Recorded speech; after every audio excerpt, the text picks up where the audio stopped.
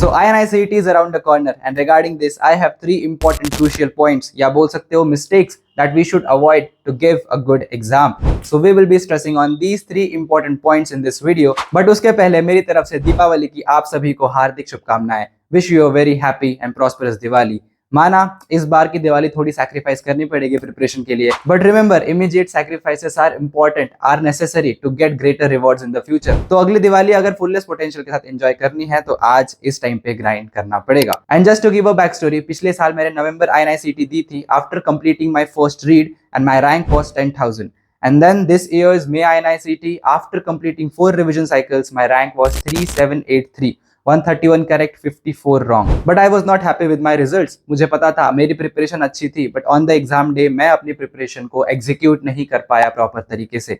तो उसी से जब मैंने ये सब चीज एनालाइज की, रिकॉल्स देखे कि मैंने कहाँ गलतियां की, एंड वो चीजें आज डिस्कस करेंगे जिससे हम जो डिजर्व करते हैं एक्चुअल रैंक वो हमें मिल सके. But here we have 2 scenarios. Here if you are a person who is in between your revision cycles and giving this exam as a best shot and to know where you stand in the competition, तो मेरे हिसाब से you do not have to do any significant changes in your preparation. जो तुम्हारी अभी current cycle शुरू है उसमें ही कंटिन्यू करो and give this exam as a simple grand test. But for those who have prepared well, who are giving this exam as a serious attempt, उनके लिए ये 3 चीजें जो बताने वाला हूँ वो बहुत इंपॉर्टेंट होगी एंड इनके ऊपर हमें ध्यान देना पड़ेगा. So let's jump on to the first one. What to read in the last few days of exam, and you must have heard कि last के 10 days में 19 subjects की revision करनी ही पड़ेगी to give a good exam to get better results. But in my personal opinion, I do not align with that thought. मेरे हिसाब से if you have prepared well enough, you do not have to read all 19 subjects in the last few days.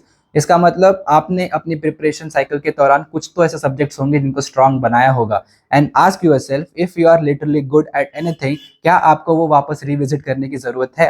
And if yes, आपको करने की जरूरत है तो वो आपके स्ट्रॉन्ग सब्जेक्ट्स नहीं है. So I guess anaesthesia, psychiatry, dermat, radio, ortho, ENT, ophthalm, FMT, physiology and paediatrics, ये 10 सब्जेक्ट्स काफी इजी है and we can make them strong so that we don't have to read all these subjects before the exam. तो बचे हुए subjects that are hard to remember or volatile, we can focus on them before the exam to get actual better results. And I will recommend कि finish your revision cycles at least max to max 6 November तक, ताकि आपको 7th, 8th and 9th ये 3 दिन छोटी copy पढ़ने के लिए, बुकमार्क क्वेश्चंस को रिविजिट करने के लिए, एक ग्रैंड टेस्ट देने के लिए, and if you are a BTR subscriber you can watch the Mega INICET BTR. That will help you a lot. So this similar mistake I did in the May INICET. I did not time my final revision cycle well, and इसी की वजह से I failed to revise some important volatile subjects of mine. मैंने इतने मेहनत से अपनी 20th notebook बनाई थी, मैं उसको भी नहीं पढ़ पाया, मैंने बुकमार्क क्वेश्चंस तक नहीं देखे. सो एग्जाम कैसे ही अच्छी जाने वाली थी. So I worked upon this thing and मैंने ये सेम मिस्टेक नीट PG में नहीं की, and that's why I got a decent rank of 695. Now coming to the second point, how much to attempt in the real exam. But इसके पहले एक disclaimer कि if you are coming in between rank 1 to rank 50 in your normal grand test, this point is not for you. This point is for the average student who want to excel in the exam.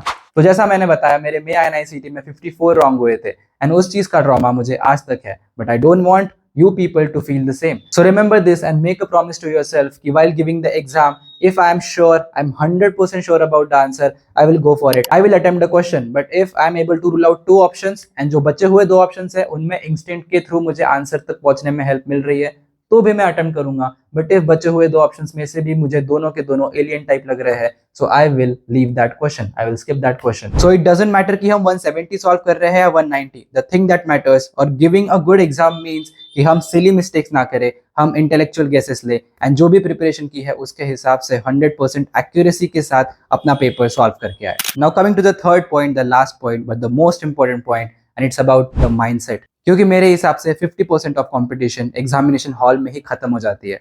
It doesn't matter कि आपने कितनी अच्छी preparation की है, but if you are not able to handle the anxiety, the stress, the pressure of the exam, हमसे कुछ ना कुछ गड़बड़ होगी, and that will cost us our rank. I always say हमें ग्रैंड टेस्ट को स्कोर्स, रैंक्स ये सब देखने के लिए नहीं, अपने माइंडसेट को स्ट्रॉन्ग करने के लिए देना है, so that we can utilize those 3 hours of the exam to the fullest potential. चीजें गलत होना तब स्टार्ट हो जाती है जब हम इस एग्जाम डे को हमारा मेक और ब्रेक डे मान लेते हैं, क्योंकि फिर उसकी इंपॉर्टेंस हमारे लिए बहुत बढ़ जाती है, उसका प्रेशर बढ़ जाता है. सो मेरे हिसाब से we just have to go to the examination hall and give the paper as a normal grand test. इतना ज्यादा उसकी इंपॉर्टेंस या इतना ज्यादा उसके स्टेक्स हाई रखोगे तो कहीं ना कहीं गड़बड़ होने के चांसेस भी बढ़ जाएंगे.